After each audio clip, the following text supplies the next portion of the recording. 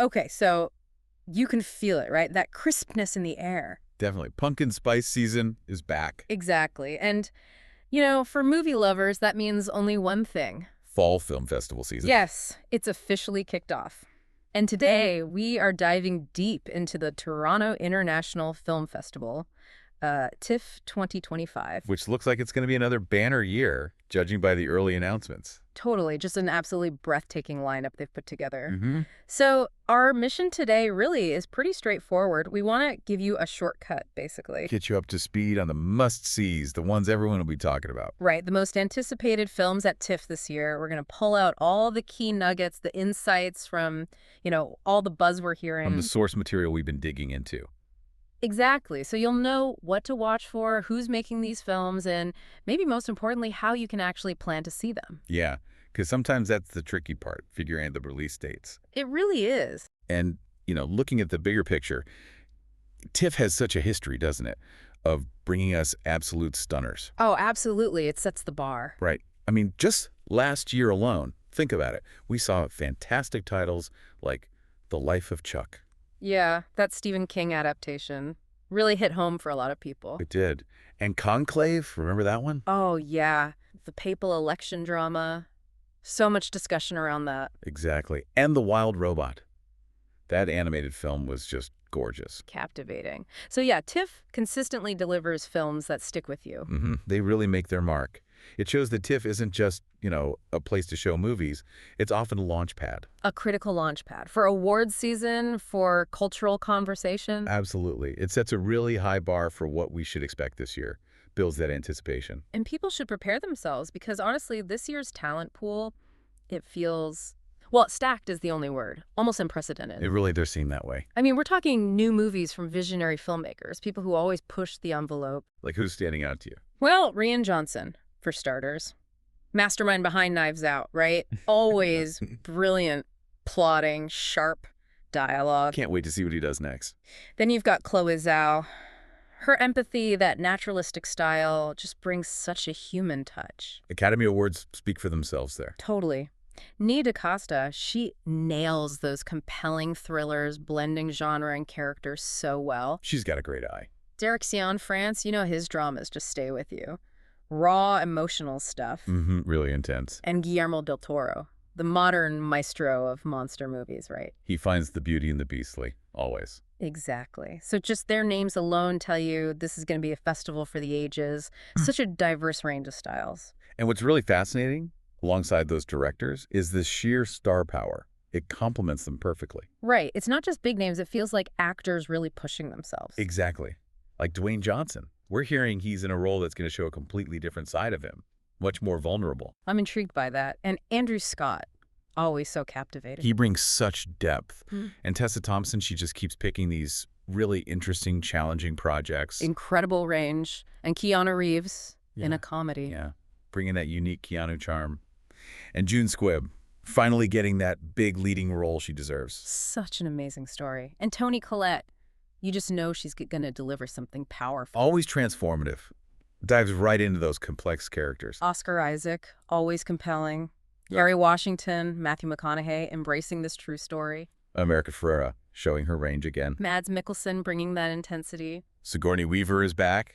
And Paul Mescal, his performances are just so raw and empathetic. Yeah, he's definitely one to watch. It's like you said, a real who's who. It guarantees these films will not only get attention, but should feature some truly memorable performances. Definitely. Okay, so you've laid out this incredible landscape. How are we going to tackle this deep dive? Ooh, I think we need a mix, right? Right. We'll navigate this lineup, hitting the ones that are already getting buzz. Yeah, the early attention grabbers. The ones people are whispering about for award season. Hopefuls. And definitely those hidden gems, the ones that might just sneak up and surprise you. The potential discoveries. Love those. Me too. So whether you're craving romance or, horror that makes you jump. Thrills, comedy. Laugh out loud comedy, or just those jaw-dropping surprises that you didn't see coming. We've got you covered. We do. So let's jump right in. We'll start with the films hitting screens really soon. The first wave, September and October releases. Okay, let's do it. The first wave. Films hitting screens soon. September and October releases. All right, kicking us off in September, we've got a disaster movie, But this isn't just about spectacle, you know? Right. It goes deeper. Yeah, it's about incredible real-life heroism, the human spirit shining through in just unimaginable circumstances. Get ready for The Lost Bus. Okay, The Lost Bus. This one's powerful. It's based on Lizzie Johnson's book, Paradise, One Town's Struggle to Survive an American Wildfire. Right, the campfire story. Exactly. It zeroes in on the absolutely harrowing true story of Kevin McKay. He's a school bus driver, just an ordinary guy who, during that historically deadly fire, I mean, this thing was an inferno, a firestorm. He showed just unbelievable courage. Facing down the flames. Literally, navigating through smoke, intense heat, to rescue 22 school kids and their teacher. The source material really hammers home the danger, the bravery. It's survival against truly impossible odds. So cinematically, what does that mean for you watching it? Well, you've got Paul Greengrass directing, Academy Award nominee. He knows how to do intense realism. He defines it. Think Green Zone, Captain Phillips. He puts you right in the middle of the action. That cinema verite style, shaky cam, rapid cuts. Yeah, almost documentary-like. It makes it visceral. You don't just watch his films, you feel them. So expect to be gripped, immersed. Absolutely. And emotionally raw. His track record guarantees it. And the cast backs that up, right? You need strong actors for that human drama. Totally. Academy Award winner Matthew McConaughey is playing McKay, the driver. Okay. He can definitely blend that charm with real depth. Yeah, perfect casting for that grounded courage. And then America Ferrera, Academy Award nominee, she's the teacher. Another great choice. She can convey that strength, but also the fear.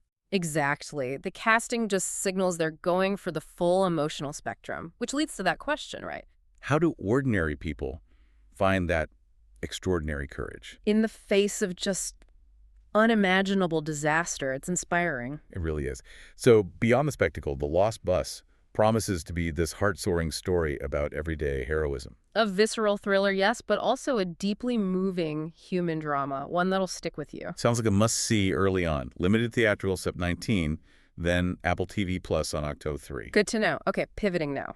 From real-life disaster to psychological suspense. Ooh, okay. Our next film takes us into this, well, reclusive community. Lots of secrets bubbling under the surface. Intriguing. It's a new Netflix miniseries, promises mystery, suspense, and it stars someone familiar to our deep dive listeners. It's called Wayward. Ah, Wayward. Okay, what's compelling here is that it's created by and stars Mae Martin. Right, so it has their unique voice, their perspective, baked right in. Exactly. And the premise immediately grabs you. Toni Collette. Who just excels at playing characters under pressure. Totally. Ah. She leads this, cult-like reform center. Her presence alone tells you this is going deep psychologically. Definitely hinting at something unsettling beneath the surface. So the story, it centers on this isolated community, Tall Pines. Looks idyllic, maybe, but cut off. And Toni Collette's character, Evelyn Wade, she's this beloved guru figure, runs this reform center for troubled teens. The benevolent leader trope. Exactly. Bespectacled, calming. But when Mae Martin's character arrives, this newcomer... Fresh eyes. Fresh eyes, keen observation. They start getting really suspicious about how these teens are being reformed. Cracks start to show in the facade. You feel this undercurrent of unease just build and build. We won't spoil anything, but let's just say the secrets in Tall Pines are wild. Sounds juicy. And complex character dynamics are key for this kind of mystery. The ensemble cast looks strong. Yeah, besides Collette and Martin, you've got Sarah Gadon, Brandon J. McLaren, Patrick J. Adams. Olivia Aylan Lind, Patrick Gallagher, Sydney Topliff, Joshua Close. It's a solid group. Yeah, poised to bring all sorts of intrigue. So Wayward really dives into that dark side of perceived sanctuary, right?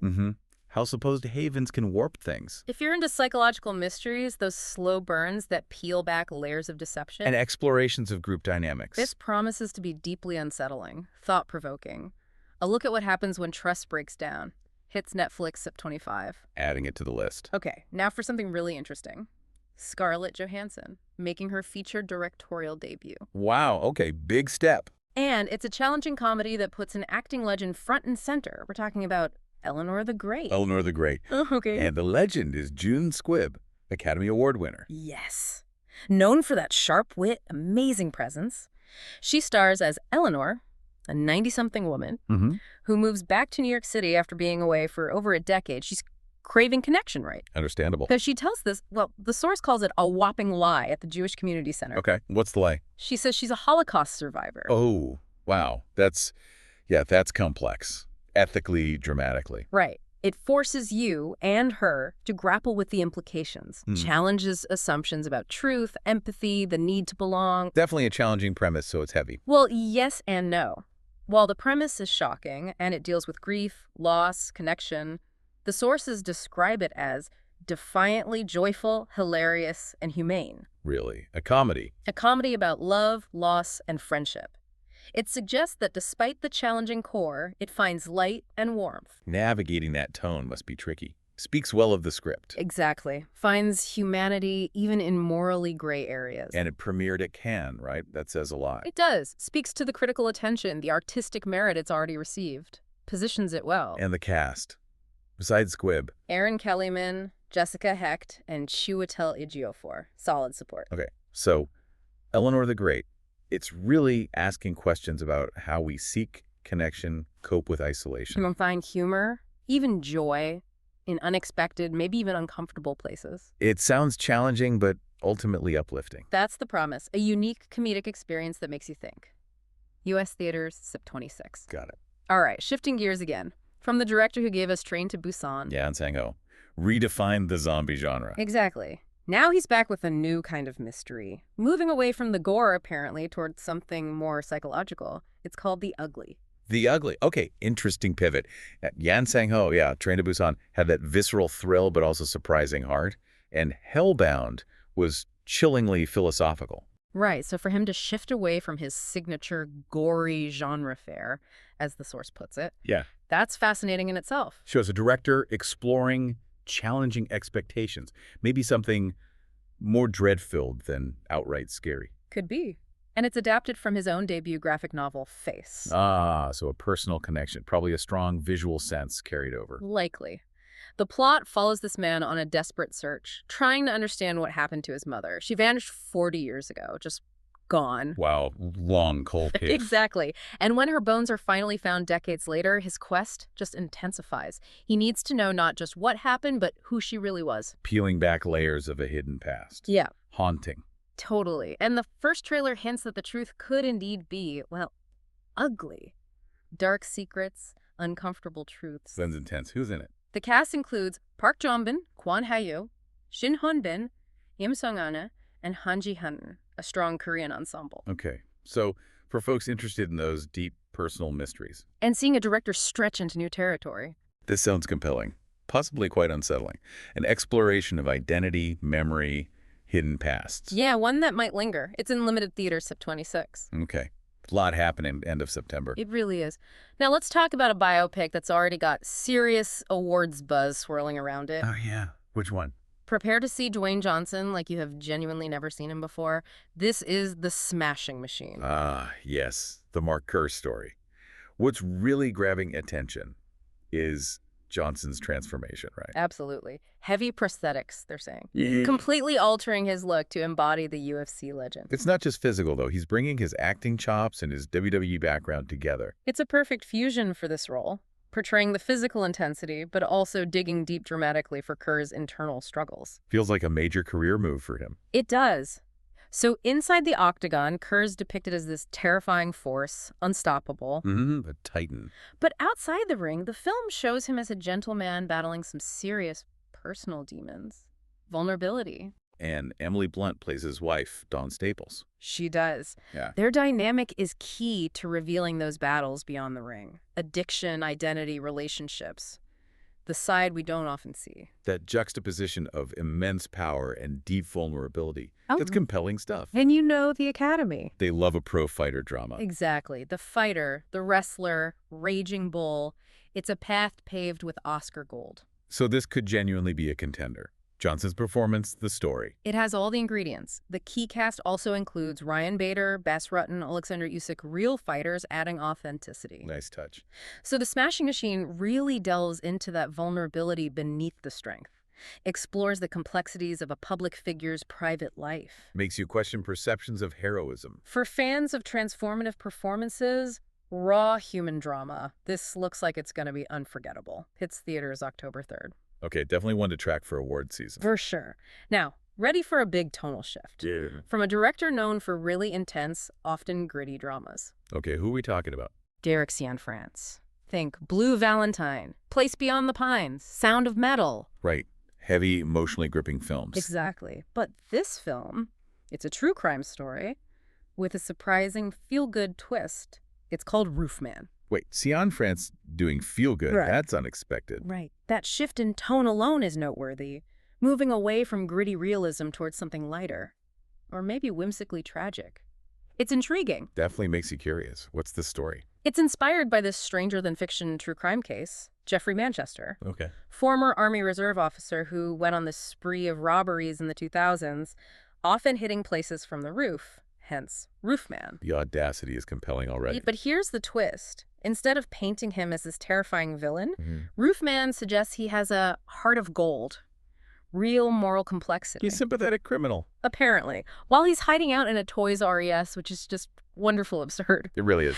His soft spot leads to these unexpected acts of charity, and he strikes up this romance with a store clerk, played by Kirsten Dunst. Okay, that is unexpected. Adds humanity, charm. Totally. And the cast is phenomenal. Channing Tatum is Roofman, Dunst, Ben Mendelsohn, Lakeith Stanfield, Juno Temple. Wow. Peter Dinklage, Uzo Aduba. That's a stacked cast. It really is. So Roofman looks like it's challenging our ideas of heroes and villains. Finding humanity in unexpected places. Yeah. Rethinking good and bad. Exactly. A unique narrative. It's out October 10th. Very cool. Cianfrance trying something new. All right, another October release.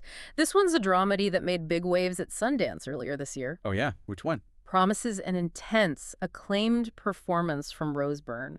It's called If I Had Legs, I'd Kick You. Okay, I remember hearing buzz about this one. Written and directed by Mary Bronstein. And A24 snapped up the rights right after Sundance. That tells you something. Yeah, A24 has a good eye. Signals critical acclaim, maybe something boundary pushing. Rose Byrne stars as this middle-aged wife and mother who is just at her wit's end. Relatable for many, I imagine. Totally. Mashable's review raved about her performance, said something like, the torment driving her character is always visible behind her eyes, begging to be recognized. Wow. Sounds like a deeply internal but powerful performance. Raw vulnerability. Exactly. The film dives unflinchingly into the pressure of caring for a sick child. Which is immensely draining. On top of that, an absentee husband juggling a job, and the house is literally falling apart around her. A metaphor for her mental state, maybe? Gotta be. It explores, quote, the worst yet most deeply human impulses a mother can have. Whoa.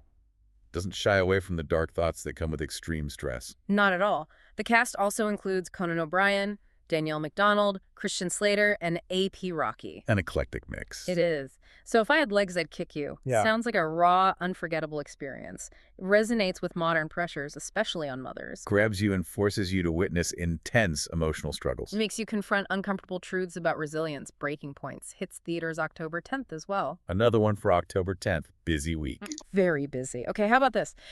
Imagine Keanu Reeves as your guardian angel. Sounds delightful. Well, in this new comedy, it's maybe more of a wacky misadventure. Go With that Paoli. satirical edge, we're talking Good Fortune. The Aziz Ansari film. He wrote, directed, and stars. Triple threat. So you know it's got his unique comedic voice, his observations on modern life baked right in. Yeah, when he does all three, it's usually a very specific vision. And the premise is gold. Keanu Reeves is Gabriel. Well-meaning, but totally inept guardian angel. Okay, I love that already. Right. Keanu as inept anything is funny. Right. His mission is to help this struggling gig worker, Arj, played by Ansari. Good intentions, hilariously flawed execution, chaos ensues. Classic setup. And then Gabriel pulls a trading places. No way. Swapping lives. Yep. Swaps Arj's humble life with a wealthy, arrogant tech bro played by Seth Rogen. Oh, perfect casting. Fish out of water comedy plus social satire. Exactly. And adding to the comedy titans, you've got Keek Palmer and Sandra Oh. Wow, what a cast. That elevates it even more. For sure. So Good Fortune looks like it's tackling wealth disparity, the absurdity of success, divine intervention. All with that eat the rich edge they mentioned. Satirizing inequality. Seems like it. Promises sharp wit, fantastic ensemble, topical commentary, laughs, and food for thought. Sounds like a winner. We are ready. October 17th release. Dear God, yes. Okay, rounding out our October releases, a smoldering period romance. Ooh, okay. Takes on a classic play, but with a really intriguing modern twist, bound to get people talking. It's Hida. Hedda, Nia DaCosta directing, right. Reteaming with Tessa Thompson after Little Woods and The Marvels. Exactly. She has a strong collaboration there, a shared vision across genres, speaks volumes. Definitely. And it's based on Ibsen's Hedda Gabler, the 1890 play. That's the one. A cornerstone of psychological realism in theater, focused on inner lives, societal pressures. Really ahead of its time. Still powerful today. Themes of freedom, agency. For sure. Tessa Thompson is Hedda, this beguiling socialite who seems to have it all. But is simmering underneath. Wants control. Precisely. Her world starts unraveling when a former flame reappears. Represents a different kind of freedom, challenges her choices. The catalyst. But here's where DaCosta puts her modern stamp on it. In a really bold move. Yeah. She gender-swapped the role of that lover, cast Nina Haas as Eileen Loveborg. Wow. Okay, that brings a whole queer context to Ibsen's classic. Exactly. Allows for a deeper, more nuanced exploration of desire, societal constraints, identity through a contemporary lens. That's fascinating. A truly fresh take. The first trailer looks intense, suggests it's really going to turn heads, spark discussion. I bet. Who else is in it? Imogen Poots, Nicholas Pinnock, Tom Bateman, strong supporting cast. So Hedda sounds like a great example of reinterpreting classics for today. Offers a fresh, bold, captivating take on romance, social dynamics, challenges traditional readings. Opens up new understandings. Yeah. Very cool. Select theaters October 22, then Prime Video October 29. Good release plan there. Let's do. November and December previews, awards season contenders, and genre benders. Okay, so that wraps up the early wave. Now we're looking ahead to November and December. Exactly. Moving into potential awards contenders, genre benders hitting later in the year. First up, a dramedy asking the biggest questions about love set in the afterlife. Whoa! Okay, afterlife romance. Tell me more. It's called Eternity. Eternity. And the writer-director is David Frayne, who did Dating Amber. Oh, I like that one. Charming. Yeah. So here he's asking, happily ever after? Or till death do us part, which is best.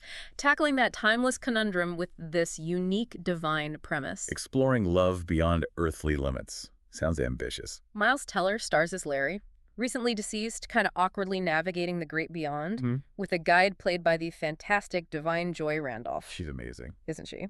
So his afterlife journey gets complicated when he finds his wife, Joan, that's Elizabeth Olsen, is also there. Okay, reunion. But complicated how? Because Larry meets Luke, played by Callum Turner, who happens to be Joan's first love and first husband, the one she lost to death years ago on Earth. Oh, the ultimate love triangle in heaven. Right, so the dilemma is huge. Who does Joan choose for eternity?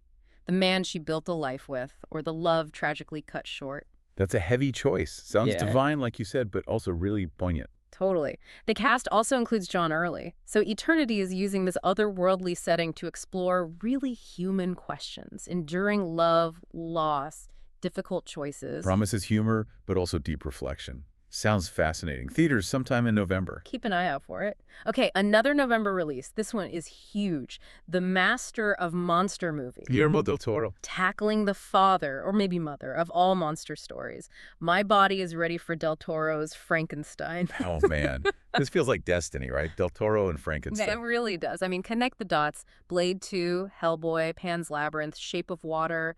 His whole career celebrates the monstrous, finds the pathos in it. He has such reverence for creatures, for the other. Exactly. So him taking on Mary Shelley's 1818 landmark novel is perfect. A story of creation, otherness, loneliness. It's foundational horror, sci-fi, philosophy. And who's playing who? Oscar Isaac is Victor Frankenstein, the arrogant genius. Good choice. He can do brilliance and obsession. And the creature, Jacob Elordi. Interesting. Unexpected. Me too. Del Toro just boldly blends the beautiful and the beastly. He finds the horror and the heartbreak. This pairing of material and director feels like it could be truly special. Yeah. Visually stunning, emotionally devastating. I have no questions, no notes. Just take my money. And the supporting cast is insane, too. Mia Goth, Felix Kammerer, Lars Mikkelsen, David Bradley, Charles Dance, Christoph Waltz. Just incredible. So Del Toro's Frankenstein, it's not just another monster movie, it's an artistic reimagining. Invites you to see the familiar anew. Explore what it means to be human from his unique perspective. Visual splendor, thematic depth, coming to Netflix in November, cannot wait. Me neither. High anticipation for that one. Okay, let's shift gears completely to animation, a visually stunning adventure promising hope, friendship, time travel. All right. Animation at TIFF is often strong.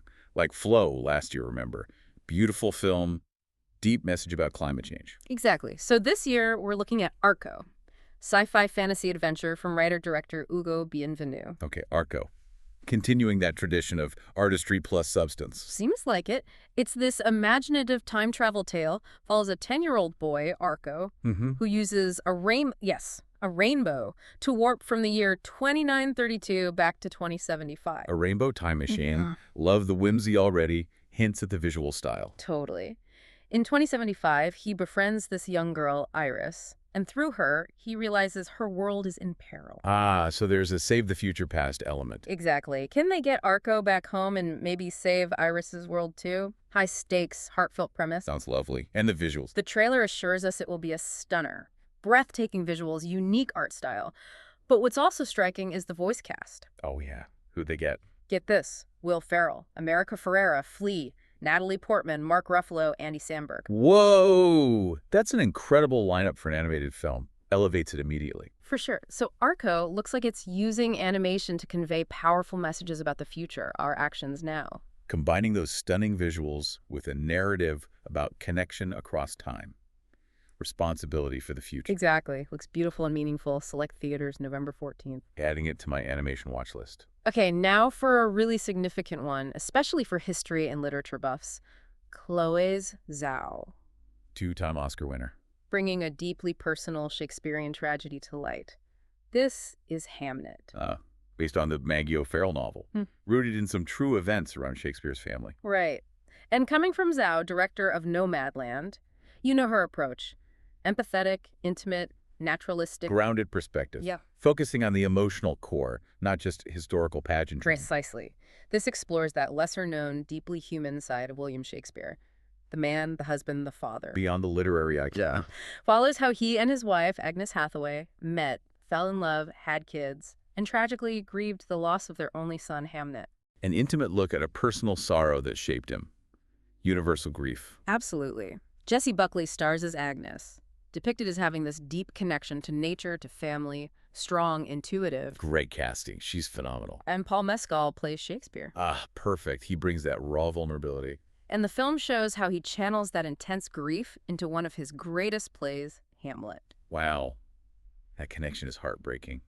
Feels like a surefire tearjerker, as they say. Poised to break our hearts, definitely. The cast also includes Emily Watson, Joe Alwyn. Solid group. So Hamnet offers this deeply human look at the emotional crucible behind great art. Interpreted by a master of empathetic storytelling like Zhao, understanding the personal cost, the universal experiences fueling genius. Sounds profound. Limited release in November 27, then nationwide Disc 12. Definitely one to watch for awards season 2. Okay, capping off the year with a bang. Let me guess. Rian Johnson. You got it. The highly anticipated third installment. Benoit Blanc is back. Wake up, dead man. A Knives Out mystery. Yes.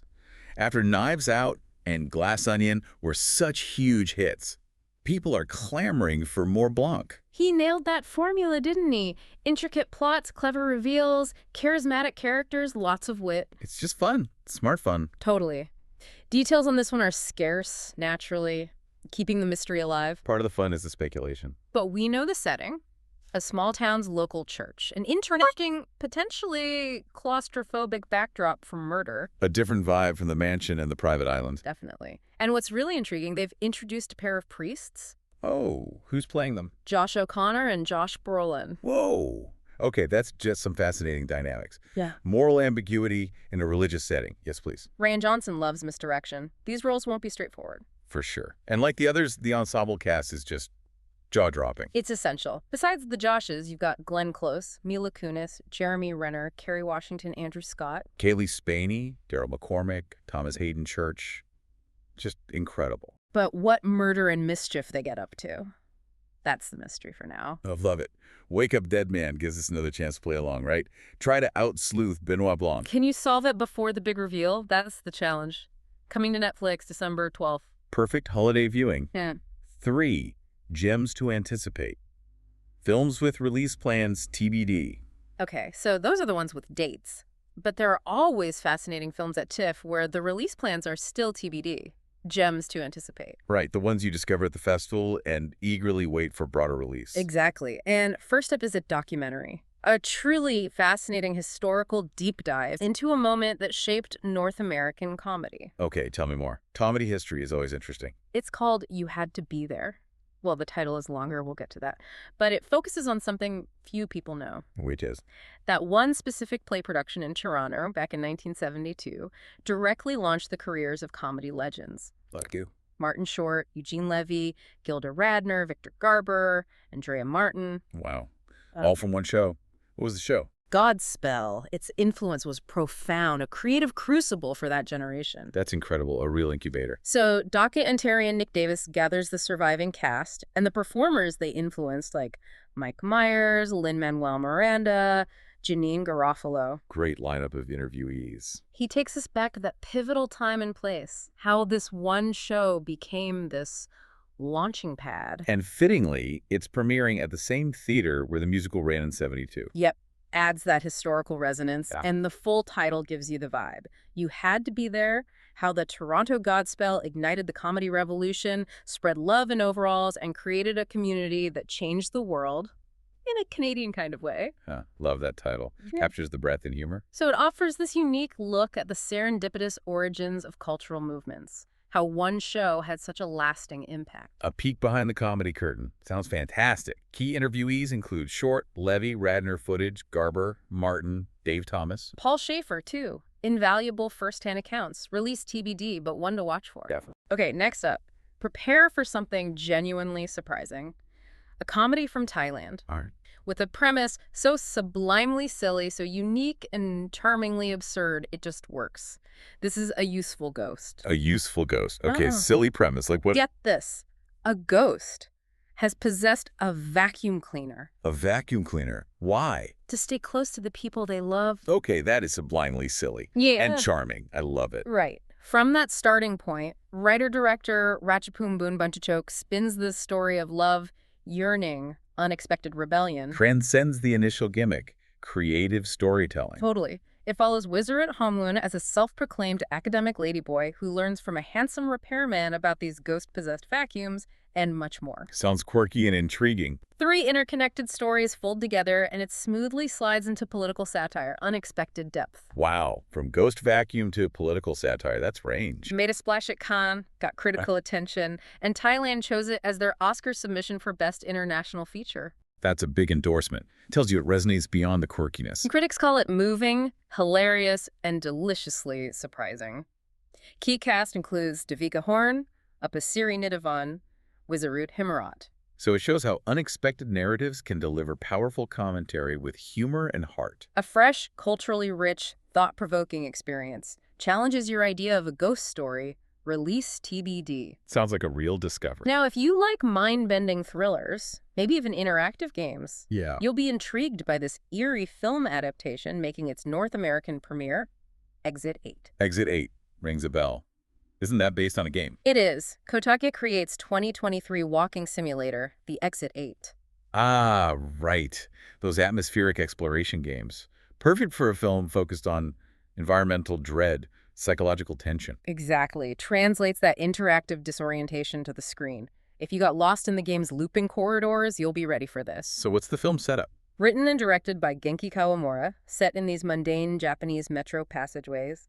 But commuters get trapped in an inexplicable loop. The repeating nightmare scenario.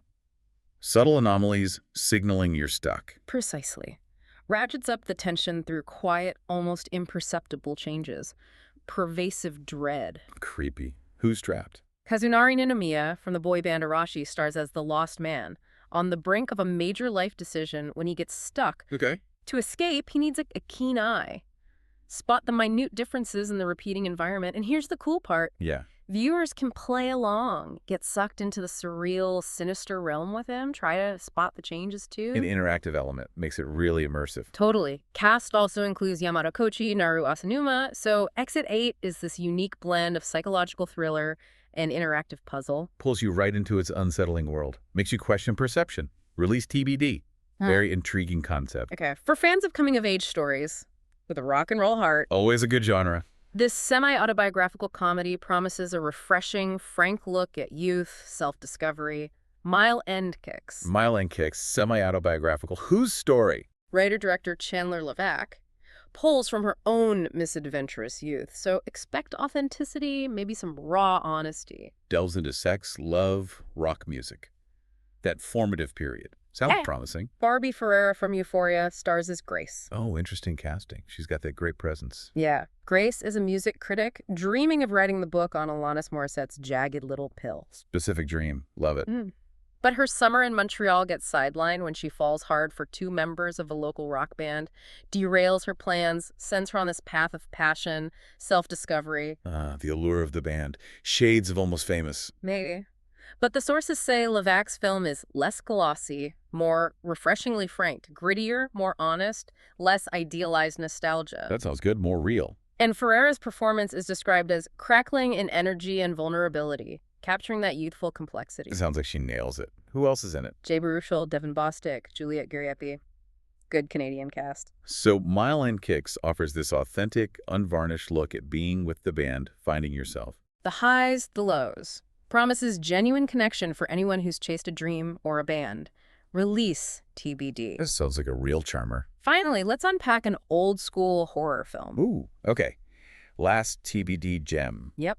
Delves into marital unease, unsettling body horror, and features a double appearance at TIFF for its star, Honey Bunch. Honey Bunch. Okay, who's the star with two films? Grace Klawicki. She stars in this, and her directorial debut, Dead Lover, is also playing, apparently bringing big Midnight Madness energy. Wow, busy festival for her. And Honey Bunch is co-written directed by Madeline Sinsfeuer and Dusty Mancinelli. That's right. A collaborative vision promises cohesive, intense horror. What's the story? Klawicki plays Diana. Young intellectual likes debating love and devotion with her husband Homer, played by Ben Petrie. Okay, cerebral couple. But after some kind of accident, Diana becomes dependent on him, undergoes this experimental treatment at a remote recovery center. Raises the stakes in their relationship.